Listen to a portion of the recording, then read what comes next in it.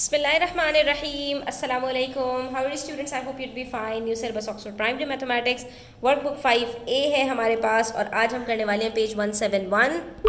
यहाँ पर हमारे पास रिवीजन 2B का एक अदद क्वेश्चन है जिसमें हमसे कहा जा रहा है the figure below is made up of a square and two triangles. ठीक है, आप देख सकते हैं ये एक कंपोजिट फिगर है जिसमें एक स्क्वायर है, दो अदर ट्रायंगल्स हैं and further the area of the square is 64 centimetre square और इसका एरिया बता दिया है। तो हम आराम से साइड्स निकाल सकते हैं क्योंकि हमें पता है कि स्क्वायर का जो एरिया होता है ये कोई परफेक्ट स्क्वायर होता है अपने रूट का। ठीक है, तो अगर हमने याद किए हुए हों स्क्वायर्स तो हमें पता होगा कि 8 का परफेक्ट स्क्वायर 64 होता है। इसका मतलब है इसकी एक साइड कितनी होगी, 8 सेंटीमीटर्स की। ठीक है, क्योंकि ये बात मैं आपको पहले भी एक्सप्लेन कर चुकी हूँ कि स्क्वायर का जो एरिया निकलता है वो उसकी लेंथ को अपने आप से मल्टीप्लाई करने से निकलता है क्योंकि उसकी चारों साइड्स बराबर होती हैं और स्क्वायर का एरिया हमने लेंथ को लेंथ से मल्टीप्लाई करना होता है, यानी कि जो भी नंबर की लेंथ है हमारे पास हमें उसका स्क्वायर चाहिए होता है तो हमारे पास एरिया निकल कर आ जाता है। फॉर एग्जाम्पल अगर मेरे पास साइड्स 2 सेंटीमीटर की है तो एरिया क्या निकलेगा, 2 × 2 4 सेंटीमीटर स्क्वायर। अगर साइड मेरे पास 3 सेंटीमीटर की है तो मेरे पास एरिया क्या निकलेगा, 3 3 9 सेंटीमीटर स्क्वायर। अगर मेरे पास एरिया 4 है तो इसका एरिया क्या निकलेगा, साइड अगर 4 सेंटीमीटर है तो एरिया निकलेगा 16 सेंटीमीटर स्क्वायर। इसी तरह अगर 5 है तो 25 सेंटीमीटर स्क्वायर। तो अगर आप गौर से देखें तो ये सब क्या है, परफेक्ट स्क्वायर्स हैं। 2 2 4, 3 3 9, 4 4 16, 5 5 25। तो हमने यहाँ पे पता लगाना है कि 64 किसका परफेक्ट स्क्वायर है। अगर टेबल्स याद होंगे तो ये क्वेश्चन बड़े मजे में हो जाएगा। यहाँ पर हम कह सकते हैं कि भाई 64 is the perfect square of 8। इसका मतलब है कि इसकी एक साइड हमारे पास 8 सेंटीमीटर्स की होगी। क्वेश्चन को आगे पढ़ने से पहले जहाँ जहाँ जो चीज़ रीड किया करें वहाँ वहाँ अपने बुलेट पॉइंट्स बनाते रहा करें। एक साथ पूरा क्वेश्चन पढ़ने से क्या होता है कि पीछे की चीज़ें हम भूल जाते हैं, चीज़ों को रिलेट नहीं कर पाते। ये मैं आपको एक टिप दे रही हूँ कि आप जब भी क्वेश्चन को सॉल्व करें, वर्ड प्रॉब्लम आपके पास जैसा भी हो उसके अंदर उसको बिट्स एंड पीसेस के अंदर तोड़ तोड़ के उसको समझने की कोशिश करें। इंशाल्लाह आपको वर्ड प्रॉब्लम में कभी फिर प्रॉब्लम नहीं होगी। ठीक है, अब यहाँ पर आपसे कह रहे हैं इन्होंने 64 सेंटीमीटर, तो हमने फौरन कह दिया अच्छा भाई यहाँ पर इसका मतलब है कि हर साइड हमारे पास 8 सेंटीमीटर्स की होगी। हमने इसको मार्क कर दिया क्योंकि ये हमारे पास डेफिनेटली आगे काम आने वाला है। उसके बाद नेक्स्ट हम देखते हैं हमसे क्या कहा जा रहा है, find the total area of the figure. तो टोटल एरिया निकालकर हमें बता दीजिए कि टोटल एरिया फिगर का क्या होगा। अगर आपके पास यहाँ पर ये बता रहे हैं स्क्वायर से लेकर ये जो ट्रायंगल्स हैं इसकी पूरी लेंथ 26 सेंटीमीटर्स आ रही है और इसकी पूरी ब्रेथ हमारे पास 15 सेंटीमीटर्स आ रही है, यानी एक रेक्टेंगल है। ठीक है स्टूडेंट्स, और अगर इसके अंदर से हम ये दो ट्रायंगल्स हैं इनका एरिया माइनस कर दें तो क्या ये हमारे पास एक रेक्टेंगल नहीं बन रहा। तो हमने इस तरह के क्वेश्चंस किए हुए हैं कि अगर हमारे पास एक फिगर के अंदर दूसरी फिगर हो और उस फिगर के अंदर कुछ शेडेड पार्ट हो और अगर हम टोटल फिगर का एरिया निकालें उसमें से हम अनशेडेड पार्ट्स को निकाल दें, उसका एरिया जो है हम इन दोनों का एरिया कैलकुलेट करें और इन दोनों को माइनस कर दें तो बाकी जितना एरिया बचेगा वो इस फिगर का एरिया हो जाएगा।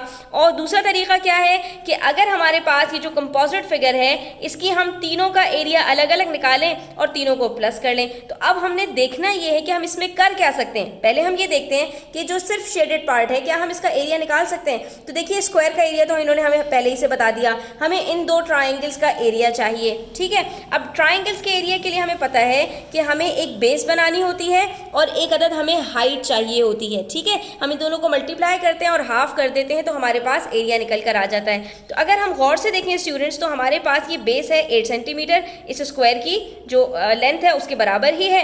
और अगर हम इसकी हाइट निकालना चाहें तो ये देखिए आपके पास ये ऑब्ट्यूज एंगल बन रहा है और मैंने आपको बताया हुआ है कि आपको इसकी हाइट निकालने के लिए क्या करना होता है कि आपने जो इसके ऑपोजिट साइड से आपने एक परपेंडिकुलर ड्रॉप करना होता है। तो अगर आप यहाँ से देखें तो ये परपेंडिकुलर ड्रॉप हो रहा है और आप इसको यहाँ तक एक्सटेंड करेंगे और ये आपके पास जो लेंथ निकल कर आएगी ये इसकी हाइट होगी ट्रायंगल की। ठीक है, ये हम पहले भी कर चुके हैं कि हमने क्या करना होता है, अगर हमारे पास जिस बेस के ऊपर हम हाइट निकाल रहे हैं वो ऑब्ट्यूज एंगल है तो हम बाहर से उसकी हाइट निकालते हैं। तो ये हाइट हम यहाँ पर कैसे निकाल सकते हैं, अगर आप गौर से देखें तो यहाँ से लेकर यहाँ तक पूरी लेंथ 26 सेंटीमीटर्स है, लेकिन हमारी जो ट्राइंगल की हाइट है वो यहाँ से लेकर यहाँ तक है। तो हमने क्या करना पड़ेगा कि 26 जो पूरी टोटल लाइन है उसमें से ये वाली जो लेंथ है उसको माइनस कर देंगे तो हमारे पास हाइट निकल कर आ जाएगी। तो ये देखिए स्टूडेंट्स, हमें पता है कि यहाँ से लेकर यहाँ तक की लेंथ कितनी है, ये देखिए इसके पैरेलल में हमारे पास लेंथ गिवन है, तो इसका मतलब है ये हमारे पास 8 सेंटीमीटर होगी। तो इसकी हाइट हमें पता चल गई स्टूडेंट्स की 26 माइनस 8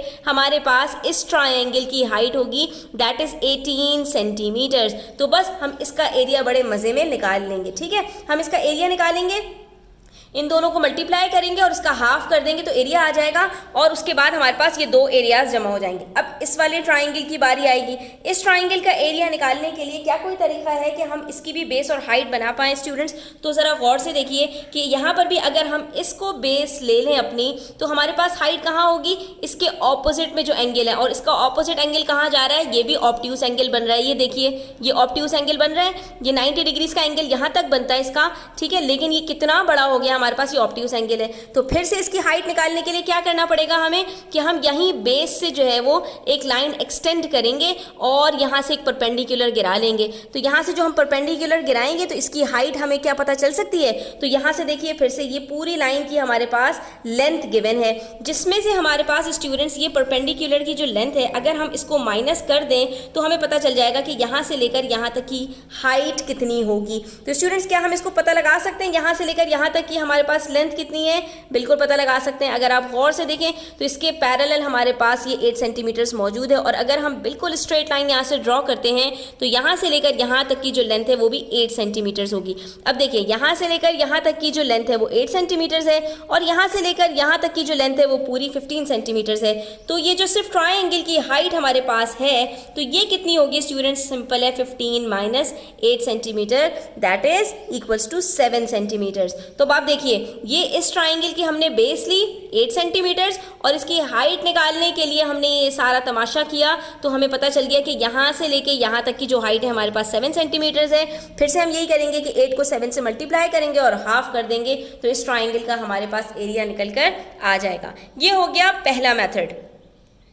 तो ये देखिए हम इसका एरिया कैसे कैलकुलेट करेंगे। मेथड नंबर 1 के अंदर एरिया ऑफ स्क्वायर गिवन है, उसकी हमने लेंथ ऑफ अ साइड निकाल ली 64 का रूट लेकर। ठीक है, उसके बाद हम ट्राइंगल नंबर 1 पर आए। यहाँ पर हम मार्क कर लेंगे ये ट्राइंगल नंबर 1 है हमारे पास, ये ट्राइंगल नंबर 2 है। ठीक है, ताकि आपको आसानी हो जाए। अब ट्राइंगल नंबर 1 के अंदर हमने सबसे पहले बताया बेस हमने 8 सेंटीमीटर्स ली है, क्योंकि स्टूडेंट्स अगर हम देखें यहाँ पर एक चीज़ मैं आपको और बता दूँ, अगर आप इसको बेस लेंगे तो इसका ऑपोजिट साइड आपके पास यहाँ पर है। ठीक है, तो इसकी आप हाइट कैसे निकालेंगे, ये देखिए यहाँ पर इसकी हाइट निकालने के लिए जब आप इसको पीछे एक्सटेंड करेंगे तो यहाँ से परपेंडिकुलर गिरेगा और इसकी आपके पास लेंथ गिवन नहीं है, इसलिए हम इसको बेस नहीं ले रहे। ना ही हम इसको बेस ले रहे हैं क्योंकि इसके ऑपोजिट में हमारे पास जो एंगल है वो यहाँ पर है और इसका परपेंडिकुलर हमारे पास अंदर ही होगा, लेकिन इसकी हमारे पास लेंथ गिवन नहीं है, इसकी हाइट हमारे पास गिवन नहीं है। तो सिर्फ एक ही तरीका है कि हम इसको बेस बनाएंगे तो इसका ऑपोजिट जो एंगल है वहाँ से हमारे पास परपेंडिकुलर की जो है वो हाइट निकालने की गुंजाइश है, इसलिए हमने इसको बेस बनाया। इसी तरह से इस ट्राइंगल की बात करें